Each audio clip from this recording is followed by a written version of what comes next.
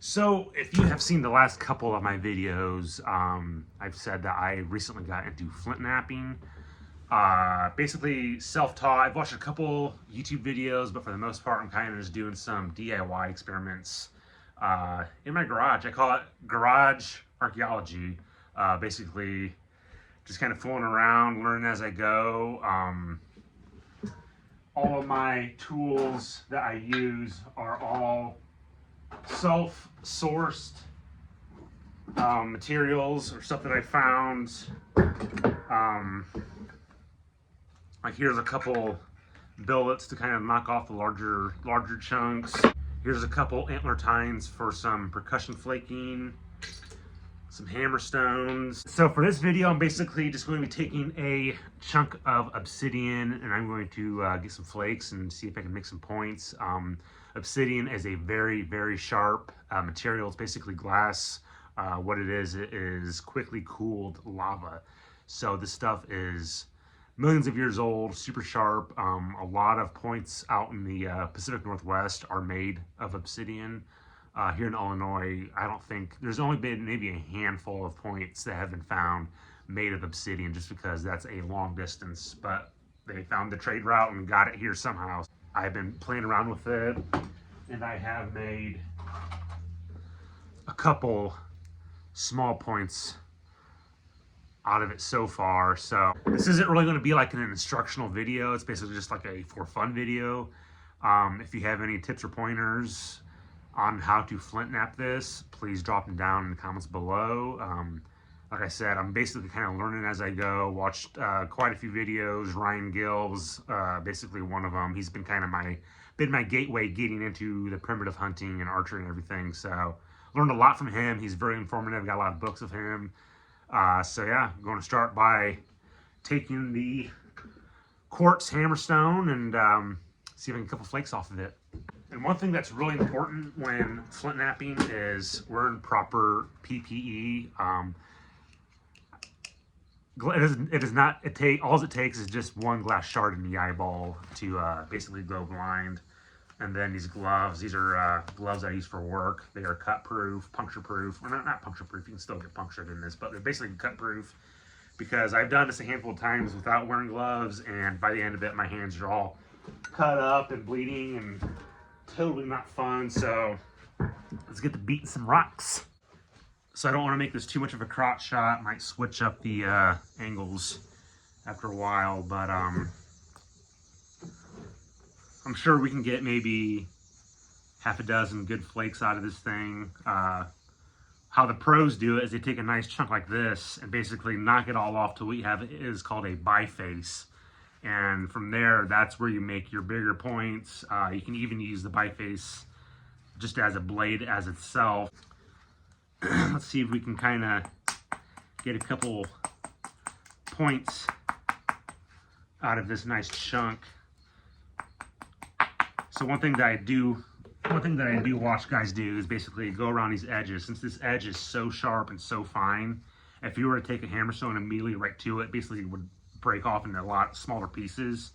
So you kind of just get rid of a lot of those more finer pieces along the edge.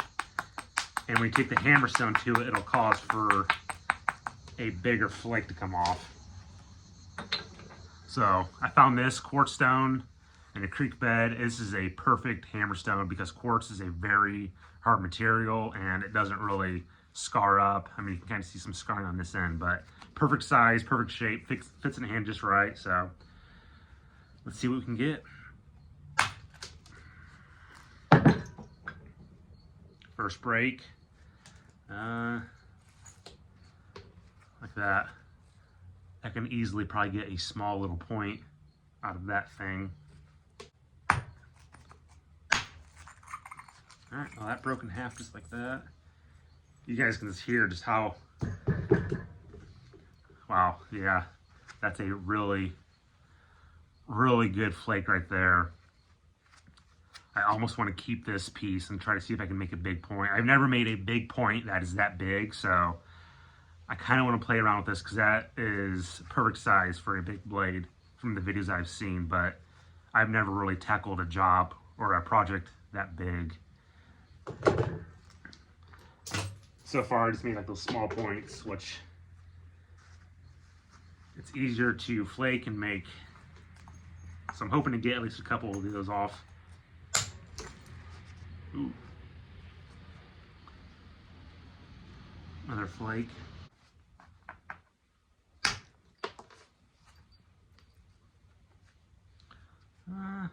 I might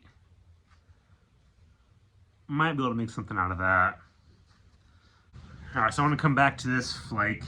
This is probably one of the better flakes that I got, the more promising looking ones. So now I want to kind of go around and try to see if I can turn this into a nice biface and maybe get like a good little 3-inch blade out of this thing. So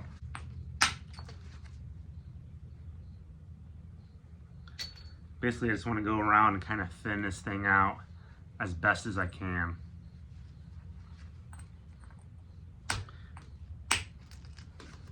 So what I'm doing is that these make, with every break, it makes like a platform right here.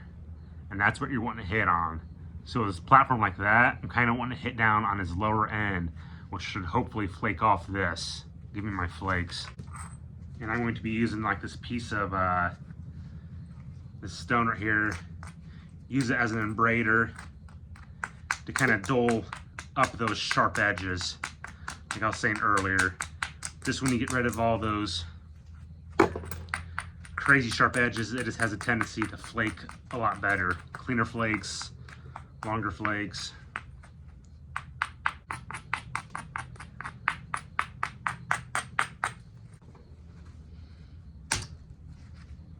You can just tell that just flakes off a lot better. Ooh, there we go. That was a good flake.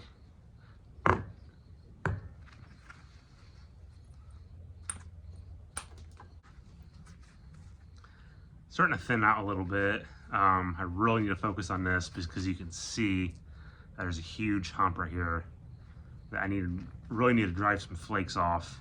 It's getting there. So it did take out that big hump or a big chunk of it. I still kind of have a little bit of it, but I think that's something that I can mess with. I did get a lot of hinge flakes right here, which you can kind of see as kind of like a step off. That's what you don't want in flint knapping. I'm just gonna keep on working on it and kind of let the rock tell me what to do with it. But so far it's turning out, I mean, all right, I'd say. Not the best, obviously, but it's something.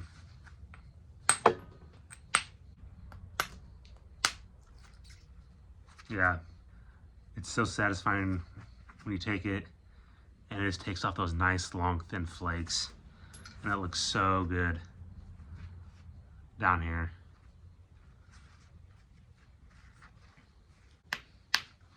Now a lot of guys, they'll use like copper tools and instead of the stone and antler, but I feel like if you want to learn this craft the best way to do it is to use what they used.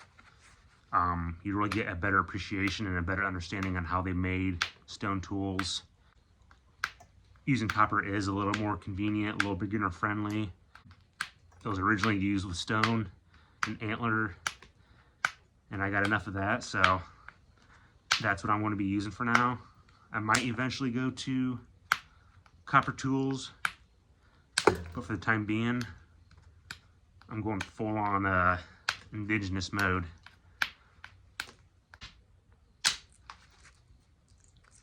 Just like this. Perfect. That's exactly what I wanted. I got rid of that little junk area right there. I was there's really no platform on that thing. Yeah, that is freaking beautiful. Using this stone. This stone, I found it in the creek, and it is a perfect hammer stone.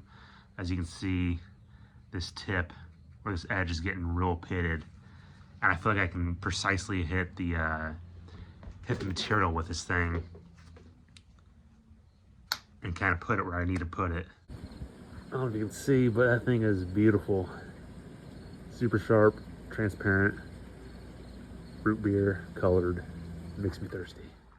All right, there is, let's say, a good looking biface. It's a little on the chunky side, but it'll do. I mean, this thing is sharp. I could use this as is, even as like a little flush scraper or to kind of thinning out some wood. This is a tool as it is. So this is basically what they would make dozens of these and stash these away and use it for a rainy day and make whatever tool that they would need to make, whether it be lattice points, arrow points, blades, knives, scrapers, hide flushers, just anything. So that is basically a completed biface. And I'm trying to decide if I want to take a antler tine to this thing and really kind of thin it out, put an edge to it, and notch it, which I'm not sure if I want to do like a corner notch or a side notch, or just basically thin it out all the way around and basically just keep it as is, as like a nice little blade, which I think that's what I'm going to do, because I have never made anything that was like this, so I think it's pretty cool. And I still have a couple big chunks of obsidian to mess around with, but I think for the time being, I am proud of my work on this. It's taken maybe about 30 minutes to get to this point, and I just think that this is pretty freaking cool. So to put a edge to it, I'm going to be using there's different various sizes of antler tines. So this antler tine, I kind of work my way down. I usually start with the bigger one and go down to a medium one and then finish off with a small one. And I'll take my sanded braiding stone and kind of just grind it down, get a nice point to it. I think sedimentary rock works best because it has that grittiness. It's like a natural sandpaper. And I'll get this down to a nice point, file it down, and it will be good. So work my way down, kind of get rid of any junk.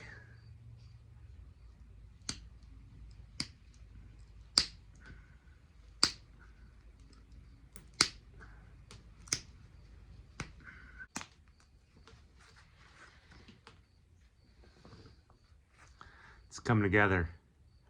I'd say this thing's about done. I want to keep it as it is. Kind of just keep it as a little memento. But I will use this. This thing will be perfect to kind of help butcher out some deer. I could almost even attach this to a nice thick handle and use some pine pitch glue and some sinew to haft it to that and use this to slice and butcher game. So with that being done, I'm going to take some of these smaller flakes that were a byproduct off of that bigger spall and make smaller points off these like this. This really doesn't need a whole lot of attention. Basically, just get a small antler tine and kind of go through and just start getting rid of all of these edges, knocking it down, and get it to your desired design.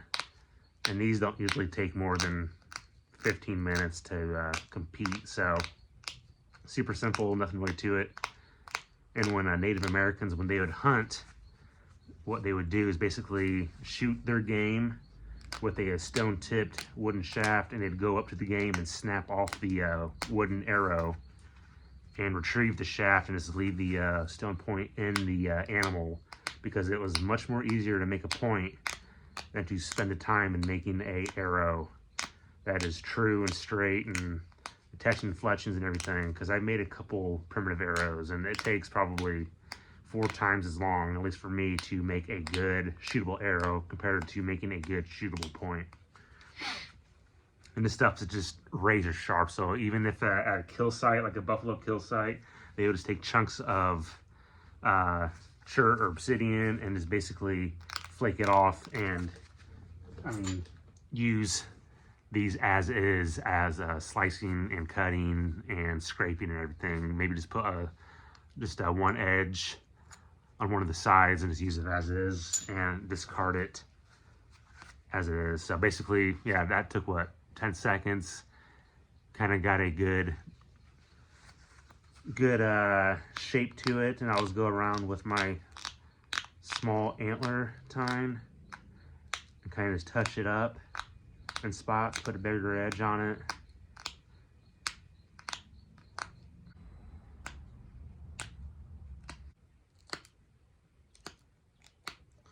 This is when it gets down to the nitty gritty, notching in by the base. I feel like when you find a broken artifact, this is where it gets broken at. Kind of already broke the base off on this one, but I'd say that this one's probably good. This is going to use more of a display piece. Kind of messed up the base on this thing, but it still, honestly, thin this up a little bit more, and it'd still go on a arrow shaft and still kill some game. I mean, that thing's sharp. That sliced right through some flesh of a deer or even a bison or whatever, equipped with the proper arrow and bow. So I got multiple flakes off that bigger cobble, and this is what's left of that big cobble, and I feel like I can still probably get some good sized flakes off of it. But these are just 2 flakes that I messed with. This was that bigger one, made a nice biface. I'll still use this as just like a general purpose cutting tool when it comes to this hunting season. Then I made this nice little wonky point, but like I said, it'd still be able to get on a arrow shaft, and it'd still shoot. Yeah, it'd still shoot and still kill something. So that's basically it. That's what a lot of my garage projects turn out to be doing, is basically taking rocks that I find outside, out in the creeks that's nappable, and just experiment and see what works and what doesn't work. This obsidian, I sourced it from out of state and worked with it. I still have maybe 2 or 3 bigger chunks that I'm going to work with, but I've gotten 8 points out of just 2 big cobbles. So, and I still got enough flakes laying around here like this. I can make into something that I can make into a point. Like, I still got 3 or 4 pieces down here, raw flakes, that I can turn into points as well. So big cobbles, I mean, if you're more experienced and know how to work the stone, I'm sure you can get a dozen points, if not more, out of a bigger cobble like that. Smaller points, I should say. So that was fun. I'm excited. I'm really excited with how this turned out. This is gonna look sweet down in my man cave when it's not in use. I'm really stoked on that. I've always wanted to make like a good biface like this, or preform is what they call them too. That thing is sweet. I'm excited with how that turned out. So I'm going to end the video here, kind of clean up, dust off, and we'll see you guys on the next video.